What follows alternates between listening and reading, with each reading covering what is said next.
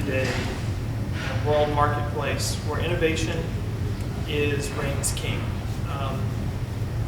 Originality, authenticity. I with you, Savannah and I are on the older end of the millennial generation, but we are still all, me with you, millennials. And our generation faces very different challenges than the generations before us in the marketplace.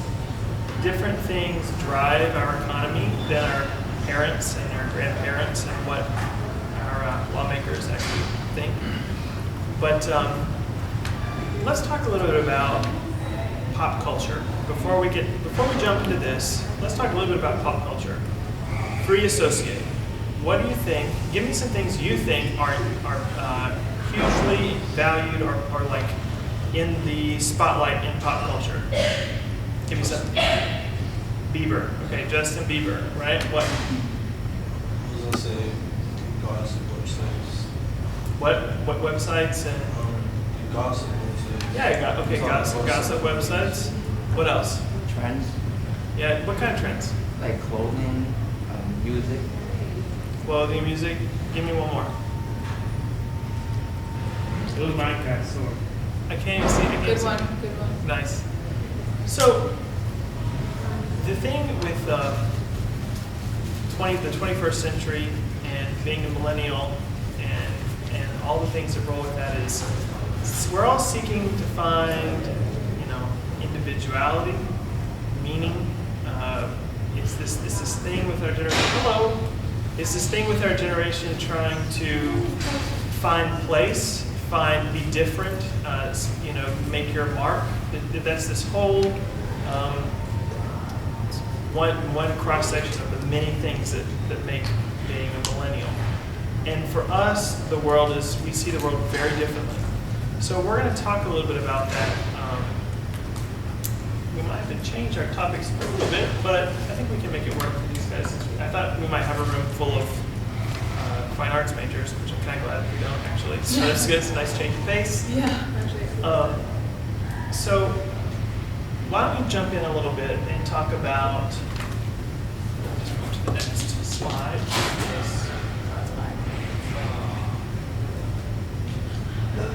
So Sven, If you just go to your resume.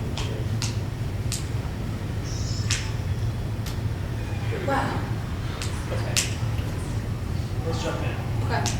The topic of tonight's conversation is about breaking down obstacles that stand in the way of artists, and I think we're gonna broaden that up into breaking down obstacles in the way of the entrepreneur, trying to be a little bit more inclusive here. Go. Come on. I don't even know where you're trying to go. Okay. All right.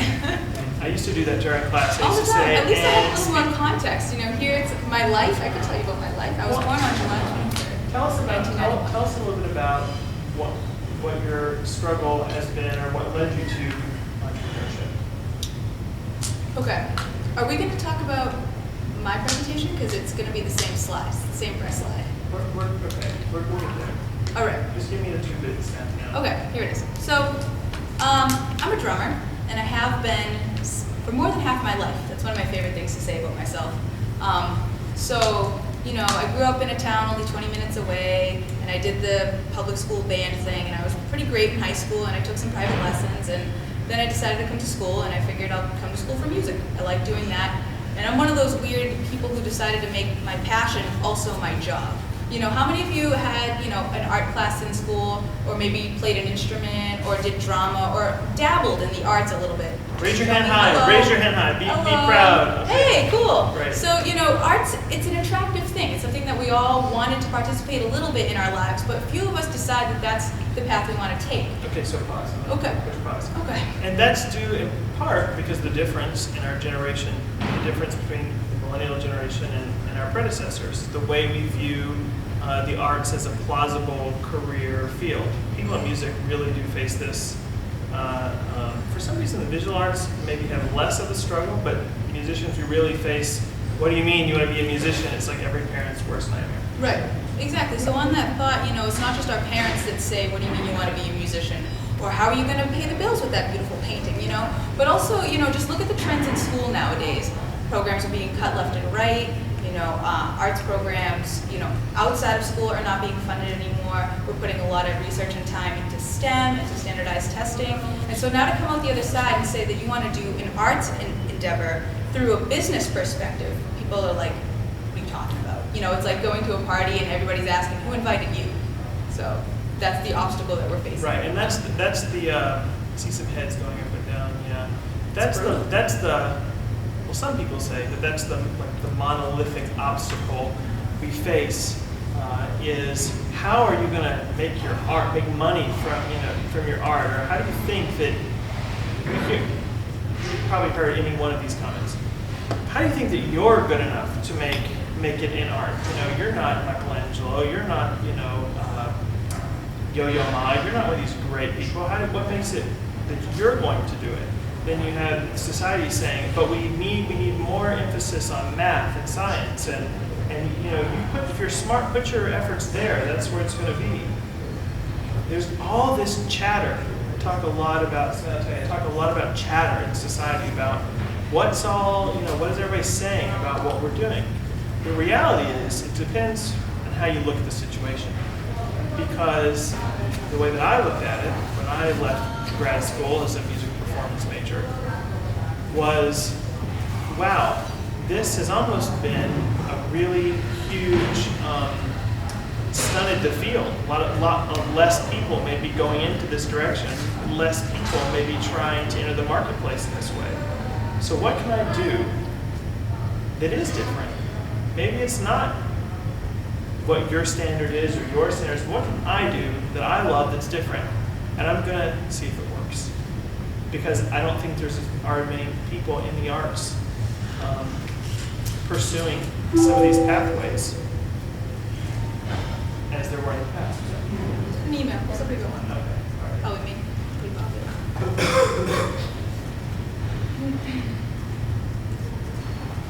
Oh. Okay. So anyway, you come to school, you decide to make your hobby, your passion, your career. Where did the break for you? Where did the tension about the traditional career paths go? Well, when I came here to UMass Lowell, so I had a lot of options, but really, when I was a senior in high school, I had two options. So I could either go to Berkeley, or I could come here, you know, Berkeley School of Music in Boston. And I held that, you know, all of my musical career through high school, I held that as the highest regard of something I could do as a musician. And I got in. Okay. Sorry. It's okay. So I got in, and I was really stoked about that. And my mom was really proud of me, and you know, I was really fortunate to have a parent who supported my artistic, you know, decision in my career. And so we didn't have the money to go. And also, I wanted to come here to have more of a liberal arts, you know, academic training rather than just spending my whole life in a practice room and coming out not knowing how to write a 5-paragraph essay. So I came here instead. And so my career options for music were I could be a teacher, or I could be a music business person, but I didn't know what that meant, or I could be a performer.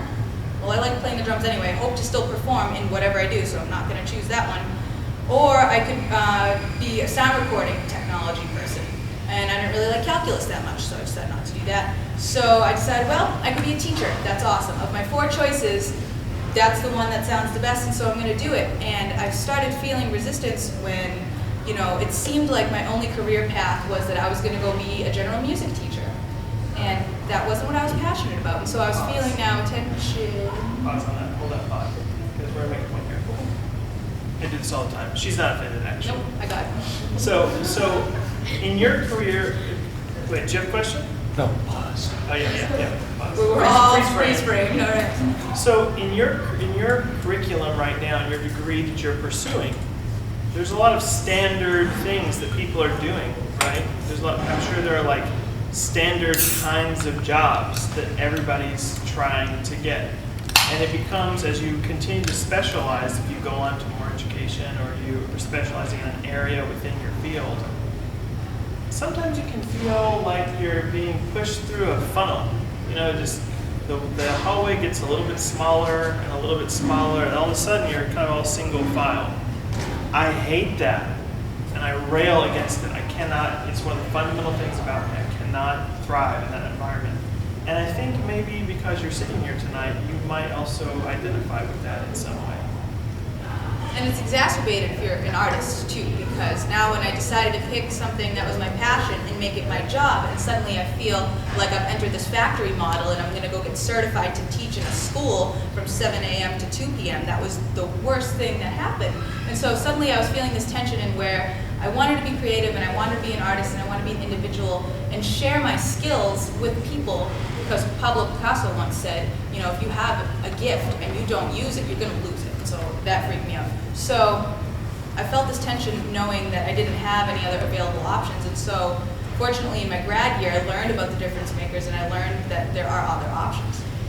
So that's why we're here. So what she sort of minimalized there, which I'm going to blow up and expand, there comes a point when you have to embrace a different attitude or different approach to this idea you have about your creativity. For a lot of us, we're taught that creativity and imagination is a vestige of childhood, and it's only okay as an adult in certain kinds of expressions. That it's only okay to be creative within parameters. And for those people who are true creatives who really can't, it's not that they're trying to bring something out of themselves, it just sort of happens. That can be really toxic. It can be a really toxic feeling, you know, keeping these ideas that are bubbling forth all the time, keeping them sort of like inside and not really, you know, trying to push them down, push them away. I'm going to follow the path, and that leads ultimately to a lot of things. It leads to happiness. It can be, you know, a lack of feeling like your work is being valued.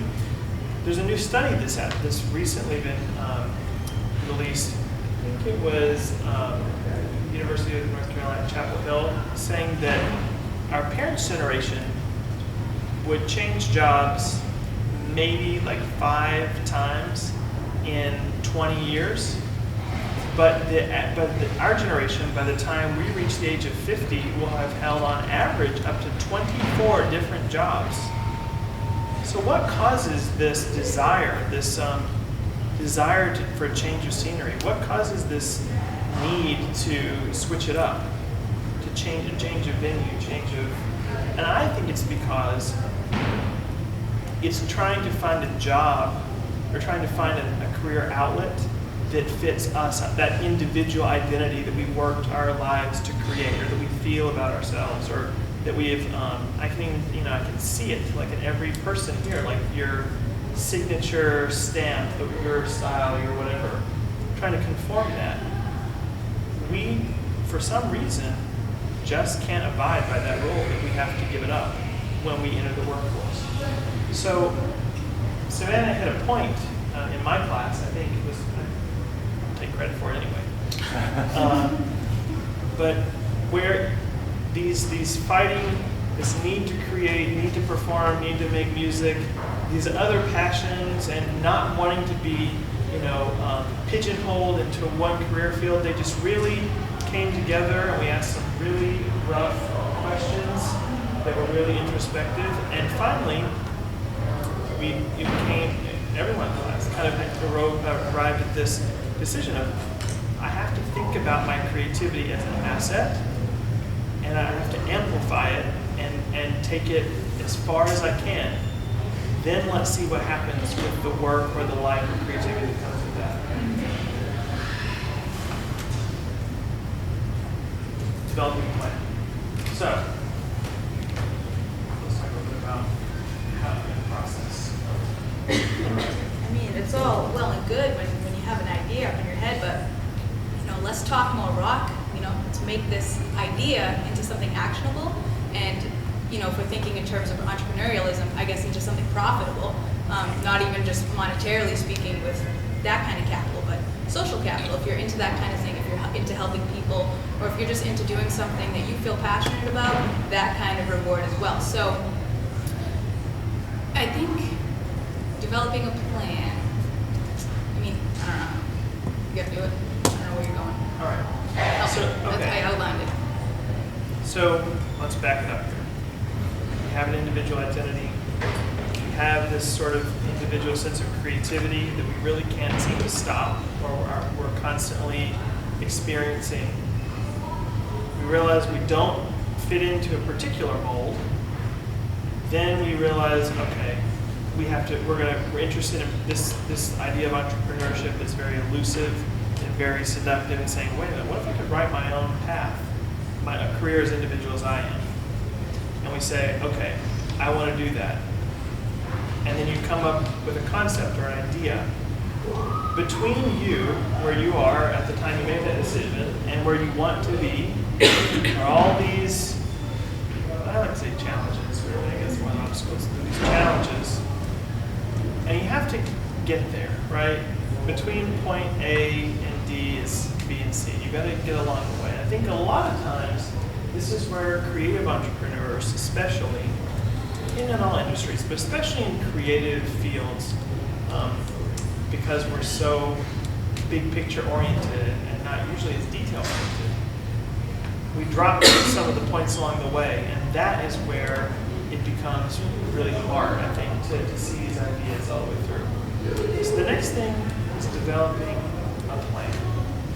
And you know the end goal, you know where you start. You gotta get, there's lots of different ways based on the way we think, but it could be, pause on that for me. What kind of classes are we taking in your areas? Who's in an entrepreneurship class right now? Okay, who's in a marketing class? Who's in a economics class right now? Okay, who's in graphic design? Anybody doing graphic design? Let's talk later. Who's doing fundraising or what's it called? Capital investments, that kind of. All of those things are considerations. And it's what we realize is when we start making these plans about entrepreneurship or entrepreneurial ventures is that you have to be humble enough to know you have an awesome idea, but humble enough at the same time to know that you don't know everything you need to know about that idea. So where do I go? Where do I get the information? Getting through the challenges and the obstacles is done by getting information and soaking it up from every possible source. Where were some of your sources? Here was a major one. Right now, so we'll talk about my project a little bit more in depth in just a minute, but I have basically 3 areas that I'm trying to bring into my idea, one of which is music. And I feel like for the most part of the 3, I have that one on lockdown. So good, I've spent 23 years of my life figuring that out. Great. But now I've got these other domains that I don't really understand so well. So I took a job this summer working, I'm not sure if anybody's ever heard of Mill City Grows or if you've lived in Lowell long enough to know, but on Middlesex Street, right where Garcia Brogan's is, that might be a landmark, or the RMV, both good landmarks. Keep on driving, and on the left, in this concrete jungle of Lowell and needles and dirt, is, the transitional living center's right there, and literally right across the street is this urban oasis of a garden that you'd be like, how is that even there? And so basically, Mill City Grows is an urban food production nonprofit under the fiscal agency of the YWCA, and their mission is to foster food justice. So living in a place like Lowell, it's really hard to get access to affordable, fresh food, and so that we have these gardens all throughout the city that you can do that. And so part of my concept is I want to bring food, music, and education all together. I didn't know a whole lot about food, and so I decided, well, a good step is to just step out of the university little box that sometimes we find ourselves in and go into the community and start asking some questions. So, there's a lot you can do within the university. It wasn't until my grad year, and I did my undergrad year, but it wasn't until my grad year that I learned about the DifferenceMakers and even thought to cross the river and go to North Campus and start asking some questions. So there's a lot of digging you can do here as a student, but then there's a lot that you can learn just outside of the city, like 10 miles away. Learning has to take place outside of your classroom, outside of your classes. Yeah. One of my best teachers I ever had was when I first showed up in New York City to start my master's, and I was from Kentucky, so you can imagine. imagine. Okay, so Kentucky to Manhattan. And I asked him, I said, Mark, I feel really overwhelmed. What do I do? He said, you have to be just a sponge for everything. Actually, he said it with quite a few more expletives than that. But he said you have to be a sponge. You have to soak up everything around you. Everything is education. And for creative ventures, creative people, creative projects, the people who are running them, there's a great, if you have one thing that you read, maybe, if I give you one book to read to help you along your path, it's a book called The Artist's Way by Julia Cameron. And it's a book that talks about finding the depths of your own creativity and trying to explore what you're capable of and expanding what you thought you were able to do with your own imagination. It's a fantastic book. And it's used by a lot of professionals. In it, she talks about this idea of your imagination or your mind, critical thinking, problem solving, it's all kind of one thing, is like a well, Picture it in your mind like the well with the bucket, what I'm talking about? And you can drop the bucket down, you get water, and you reel it back up. Well, if we're always taking from that, we're always drawing on it, what happens eventually? What happens? The water's going to run out, right? So she talks about this idea of filling the well, putting back in. And we can do that by absorbing the pop culture that we've seen. Observing the trends. Who said trends? You said trends. Observing the trends. Seeing what people are doing. Trying to understand everything that we're seeing. Not being an innocent bystander to life. How about that one? If you want to get meta. By paying attention and not just saying, Perez Hilton's gossip blog is like awesome. Why? Why are people drawn there? What's the draw? What are people getting from it? What is it? Even if you don't understand it, what is it? Why does Lil B have so many followers on Twitter? What is it? Find out what those things are. You can turn that into, by doing that, you are filling your own arsenal of ideas and strategies and plans to get through these obstacles you haven't encountered yet. But you're making a mental note. And when it comes time for you to launch your social media campaign, you're thinking, well, look how many times today this person posts. What time do they post? Wow, okay, I think I could probably match the same thing. Figure that out. This must be a good time. You're engaging more people. You're filling the well. You're getting ideas constantly. You're just soaking it up. I don't think that ideas come from passion. I think that ideas come from immersion. Interest comes from passion. When you're passionate about something, you will seek out every little aspect of that, and you will know every single. If you're interested in the Red Sox, you will know every single thing about their lineup. Every single player's middle name, where they were. You'll know everything. But that doesn't really give you an idea, right? Immersion gives you an idea. Just being so immersed in paying attention and looking for, one of the things that I think that good entrepreneurship does is it solves a problem. Problem is a vague term, but the idea is it creates it fills a need, right? So you find something you're passionate about and you start scanning that field for a need, right? We are both very passionate about music. So we were so immersed in the world of music, but we were scanning. For my arts consultancy, Tuxedo Revolt, I saw that a lot of orchestras after the 2008 economic meltdown, big orchestras in the U.S. were just completely not getting it. I mean, they just were failing. And it was a travesty to me because I'm so passionate about orchestra music and the classical world, and I realized they weren't relating to popular culture. So I created my business as a way to work with these organizations to help bridge the gap there.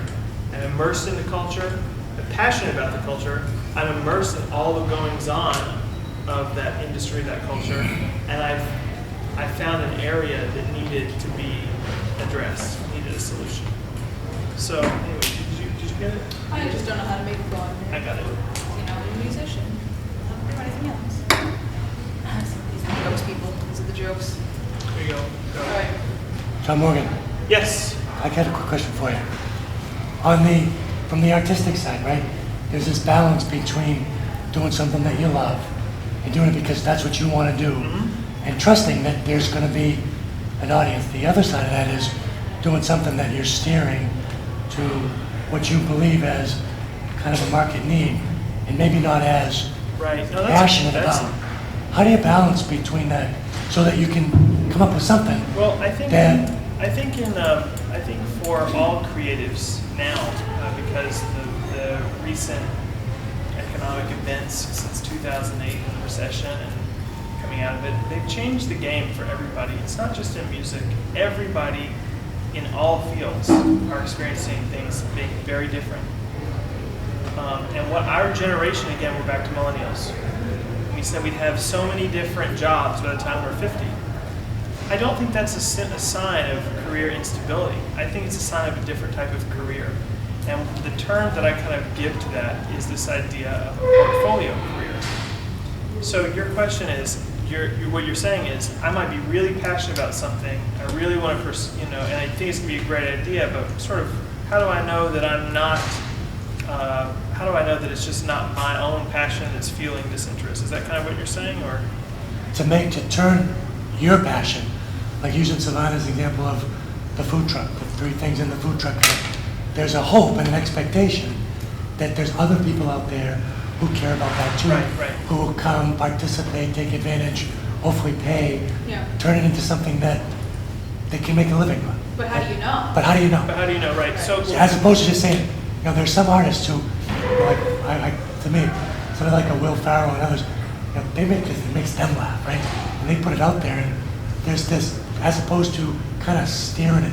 right. But is that not true for any kind of innovation? So, there's an app for that, but I'm not going to go and use more than, like, basically all of the apps that are on the market, or, TV shows, or, I feel like a lot of technology too. Like, it's not Well, necessarily. there's a level of risk for any time we take on these ventures, right? We don't know if people will receive our project or our venture as much or as well as we do. So the idea of a portfolio career is a well-rounded approach to entrepreneurship. I mean, if you are successful enough, and I hope that any one of you who starts an entrepreneurial venture is, that it balloons to the point where you have to make a choice about pursuing something full-time or not. Godspeed to you, that's wonderful. But what I think is another good idea is to find ways to start implementing and testing the water, finding out if people in small ways are interested, finding out, doing a little bit of R&D on your own and building slowly and sustainably, because in the business world, the for-profit world, we hear all the time about high-stakes entrepreneurship, right? People who invested a fortune and lost it all, right? Like, that's like the glamorous world of the for-profit world. It's dramatic. It tells you it's a good story. But I don't know. I think that for creative people, it's not just a business. We can't be coolly detached from our art or our creativity or our own ideas. I think it's impossible to do that. So I think testing the waters slowly but surely, building a following over time. If Savannah had cashed out every dime she had, everything she had, and gone out and bought a food truck and, pushed it through, and boom, there it was, without any of the support, Right. it came through slowly refining the idea. I'm not so sure that all of the decisions and everything and all of the education you needed to know what was necessary to run the business would have been in place. But a slow approach, while still being very active in all these other parts of her life, contributing to her own personal economy, has led to a place where she's about ready to step off and say, I'm going to do this full time. Doing it. Good question, yeah. So basically, research and experimentation is your friend. Yeah, I mean, you are doing research and experimentation on different levels. You know, you're doing it with people you know and trust, and then you're, you know, expanding out into other areas.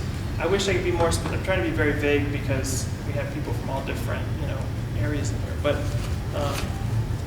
subtle, slow progress that is like you're building a foundation with every single thing that you do. So we've got your, are we pull over into this? Yeah. So, and I can gloss through a lot of this, but I wanted to start with a big old picture of a rock, just a really ugly rock. Because as an artist, you know, with somebody with what I think is an interesting idea, sometimes it just dawns on me as weird that there will be obstacles in my way. You know, I have this great idea and I'm a creative person and this all seems wonderful to me, but the reality is there are obstacles in the way, and so sometimes the first step to overcoming these obstacles, which is the theme of today, is how do we overcome these obstacles in the arts, is acknowledging that they're there. So we already talked about some of them earlier, being that, you know, programs are being cut in schools, and sometimes I get, well, you must not work a day in your life because you're a musician and you don't go to work. And, well, sure I do, you know. It's the same kind of thing. If you're putting time and money and energy into something, it's going to be work. I just happen to pick something that I really enjoy.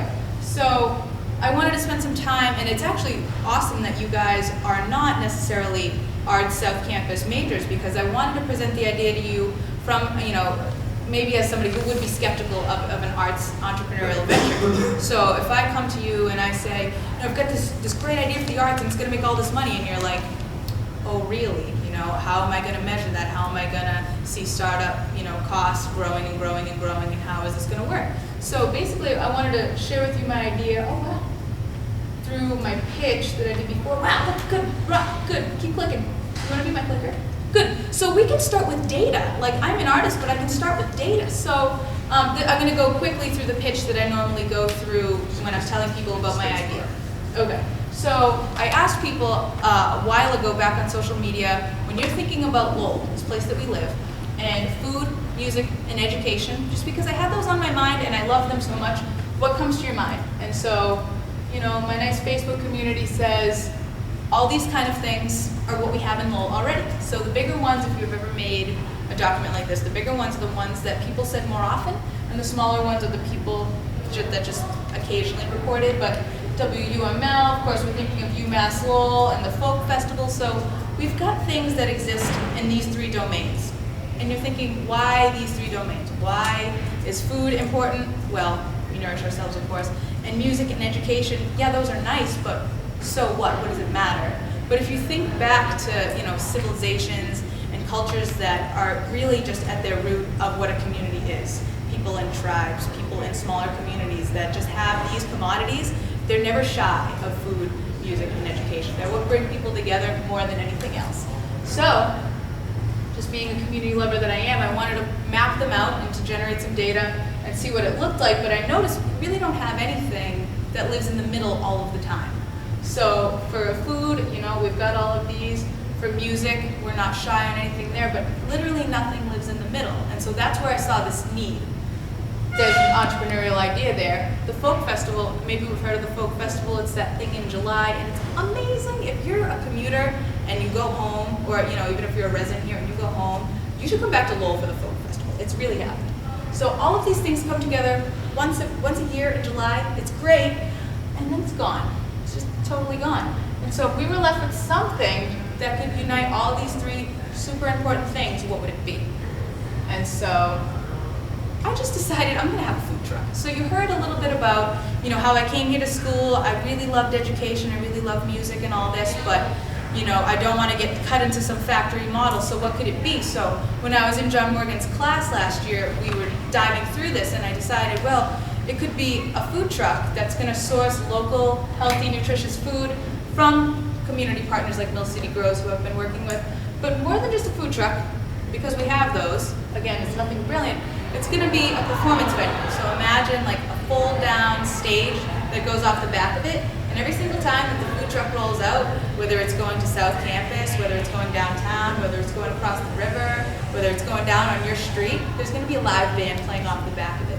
So now it's not only just something that is mobile and is going to create access to food that maybe people don't normally have, because if, for example, you don't have good public transportation and you don't have your own car and the 7-Eleven is all you have on your corner, well, suddenly now you have this. But it's not just going to be something that moves, it's going to be something that attracts people in. And people are going to totally dig it. So it's also going to change, it's also going to have this time exchange economy because education is incredibly important to me. As I said, I was a music ed undergrad here. But I also think it's really unfair if we're thinking about access that music lessons are a luxury. They're expensive, not everybody can afford them, and I think that's really, really an injustice. Again, those societal pressures and the value of creative habits and Right. arts fields. Right, it's not important, but it's expensive and you can't afford it. So I don't really understand that divide. So this is going to seek to eliminate a lot of that. So there's going to be this time exchange economy where, say for example, Dan really needs to learn the trumpet. This kid just needs the trumpet in his life. He can't afford it, but he has some time. Like he can give of his time, he can give of his resources. Maybe he can come and garden for Mill City Grows for an hour. Or maybe he can come and clean my truck for an hour. Or maybe he's getting really good and now he wants to have a gig on the truck. Well, an hour of his time working for me is going to be an hour of time earning music lessons. So in that way, we're able to better educate. So we're looking to just really, it's like a crowdsourcing project. So I want to take what Lowell already has and put it all together into one neat package that happens to be purple and happens to sell beet hummus, which happens to be in the back of the room, if anybody wanted to taste any of that. So community partners are already saying, this is awesome. People seem to think it's a good idea. So that kind of answers your question too. So how do you know that something that you think is a good idea is also a good idea to other people? It's a delicate thing where you just need to start putting it out there little bit by little bit while retaining, your ownership and your proprietary rights of it and not giving away the whole farm and making sure nobody runs away with your concept. And that's true of anything, but I feel in the arts it's particularly vulnerable because it's a creative thing and you feel really passionate about it and somebody else can take it because just lately we've been struggling with intellectual property and how is this thing that I can't make tangible actually belong to me. So that's a risk we assume, but I'm happy to assume it. And so basically, one of my other obstacles is that there are 3 domains here, and this is messy. Being an artist is not a clear-cut thing. It's hard to articulate, this one big package as having 3 equally important components. That's the best part about creative entrepreneurship is that it is messy and it's undefined, and there is no industry standard for creative economy. We can pretty much do whatever we want as long as we can make it work. And so that's, keep that in mind. Yeah, and then as well as being an artist, I feel like I need all the crayons. I want the 64 blocks. The 8 blocks isn't gonna do it, and by golly, I need that sharpener. Like, it's just not gonna do it. So being an artist too, you need to recognize that if there is a need in your community, and say, if you're being an entrepreneur too, if you're gonna create something, you're gonna invent something, and it's gonna serve a need, it's gonna fill a void and a purpose. You need to know that perhaps there is this one need, but there are a bunch of solutions there. And so I think part of being an arts entrepreneur is drawing from all those resources. So that's what we were talking about, building our capital in that I think I have a good idea, but I need to learn from a variety of places. I'm going to have a much prettier picture if I use more than that black crayon that somebody was going to town on. But that's what I think. So just personally, I'm still stuck though because I don't want to be that, ever. And so when I was learning about the difference makers and I was learning about what it is to be an entrepreneur, and then later I'm like, I might have a business, and I'm getting really excited because I have this great idea. And just recently I've made myself pump the brakes because I'm like, wait, I never signed up for that. I don't want to do that. And entrepreneurship, you get passionate and trying to learn more about being an entrepreneur. You start reading all the books about entrepreneurship, all the websites, and you start to, if you're not filling the well with your own creativity and feeling those creative impulses, you start to feel that. Yeah. So define that. What do you mean by that? That to me just looks like he's not happy, first of all. He's not a happy dude. I never wanted to just pick the prescribed path. So I guess if I was to keep picking music education, I was just going to be a general music teacher, and that was going to be good enough. Or if I was going to be a business person, for me, in my project, that manifests itself in that I'm concerned with making a bottom line, and I'm really concerned with making all this money, and that's my MO. And I could make money, but I could do it. I could make money doing this thing, or I could make money doing this thing. But I want to make money doing this thing. I want to do that thing. I do that thing. That's a great thing that I do. And and it gets me excited, it gets me weird, and it's great. But I think if you're, how am I going to put this? If you're a creative entrepreneur, you can find your identity as a social entrepreneur, or find your identity as yourself, but still make money and not be afraid of the former, this is what it is to be a business person. Because as we're talking about the millennial and the perception changing of, you're going to be an individual and you want to make money and you want to make your brand, but you can be yourself while doing that. So I'm just, presently we're talking about the struggles that you face as an arts entrepreneur. That's just where I'm at, just as a graduate student, navigating, how do I legitimize this effort but still make it myself? People have, we started this discussion tonight talking about individuality, the millennial generation, and how we value that. Creative entrepreneurship is about maintaining individuality, building a career, and keeping that identity as you overcome all these roadblocks or challenges that are in the way for you. It's about maintaining that and being, we call that being authentic. It's a form of authenticity, to being true to oneself and to your own values as you pursue sort of this idea. It's not making money for money's sake. Right. So, yeah, thank you guys. I think that wraps us up. Do you have any questions? Anybody have any other questions? I'd love to take them. Give me your hardest question. Try and answer it. Oh, that's a rough one. Doing what you love. Yeah, right? You're chewing on something, thinking about, not literally, thinking on something. What are you thinking? I haven't put it into a question yet, By the way, I pick on my students too. I don't let them, get away. I always ask these but questions. alright, so my question would be, when you start thinking of ideas, do you want to choose a market first, or is it easier to choose a market, or would you rather think of a bunch of markets and then? Everybody approaches. Who's put together a jigsaw puzzle? Anybody's put together a jigsaw puzzle, right? When you dump all the pieces out, some people start looking for the corners first, and then they figure that out.